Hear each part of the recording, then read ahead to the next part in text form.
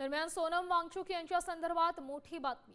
सामाजिक कार्यकर्ते सोनम वांगचुक यांनी रुग्णालयातून एक संदेश दिलाय। सफरजंग रुग्णालयात ठेवणं म्हणजे बेकायदेशीरपणे ताब्यात घेणं। मात्र उद्या होणाऱ्या नियोजित चलो संसद या आंदोलनात तुम्ही मोठ्या प्रमाणात सहभागी व्हा। त्यांनी या आंदोलनाला भारताचं दुसरं स्वातंत्र्य आंदोलन असं संबोधलंय। पेपर लीक आणि अन्यायाविरोधात लढण्याचं आवाहनही त्यांनी केलेलं आहे।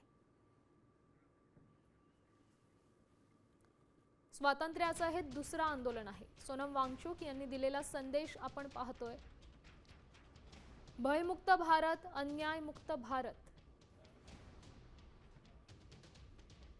अन्यायाविरोधातील स्वातंत्र्यासाठी म्हणजेच पेपर फुटीप्रमाणेच भीतीपासूनही मुक्ती मी बेकायदेशीररित्या ताब्यात घेण्यात आलेलो आहे।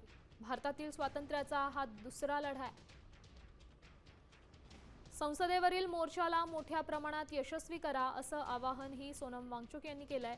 मला बेकायदेशीरपणे रुग्णालयात नेलंय असाही त्यांचा आरोप आहे। हा संदेश मी गीतांजली मार्फत तुमच्यापर्यंत पोहोचवतोय। साम टीव्ही मी नेहमी पाहतो, त्यावर दाखवलेल्या बातम्या रिलेट करतात।